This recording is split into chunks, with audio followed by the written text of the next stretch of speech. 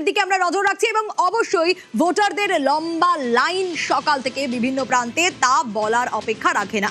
হিঙ্গলগঞ্জের দিকে তো আমরা নজর রাখছিলাম, এরপর আমরা কোথায় নজর রাখবো?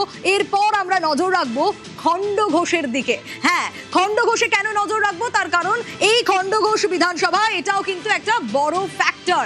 কোথাও গিয়ে পূর্ব বর্ধমানের এই খণ্ডঘোষ, যা বিষ্ণুপুর লোকসভার অন্তর্গত, সেখানে কিন্তু তৃণমূলের জয় জয়কার ছিল। আমরা নজর রাখার চেষ্টা করব। দেবব্রত রয়েছে আমার সঙ্গে। দেবব্রত, এখানে এই মুহূর্তে তুমি যে বুথের সামনে রয়েছো, 7টা বাজতে এখনো 10 মিনিট মতো দেরি রয়েছে, ভোটারদের লম্বা লাইন দেখতে পাচ্ছি।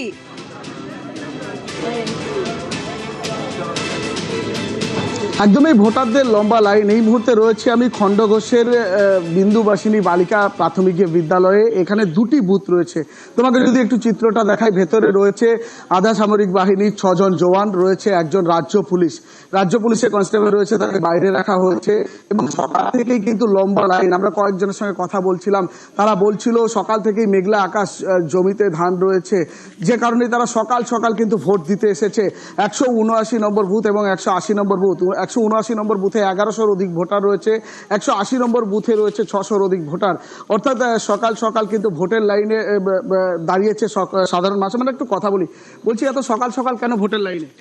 খামারে ছাদে উঠোনে সব ধান আছে, সেই জন্য সকাল সকাল চলে এসছে। কেন মেঘ করেছে? হ্যাঁ, মেঘলা আকাশ, ঝড় বৃষ্টি হওয়ার কথা আছে, সেই জন্য চলে এসছে। একেবারেই বুঝতে পারছো, সকাল সকাল কিন্তু লম্বা লাইনে দাঁড়িয়েছে সাধারণ মানুষ। নির্বাচন কমিশনের কাছে বড় চ্যালেঞ্জ, প্রথম দফার মতো দ্বিতীয় দফাতে যাতে অবাধ এবং শান্তিপূর্ণ ভোট হয়, তার সেই লক্ষ্যেই কিন্তু একেবারে কড়া নিরাপত্তার মধ্য দিয়ে ইতিমধ্যেই ভোট গ্রহণ কেন্দ্রে মক পোল শেষ হতে চলেছে। 7টা থেকে পোল শুরু হবে, 7টা থেকে ভোটদান শুরু হবে।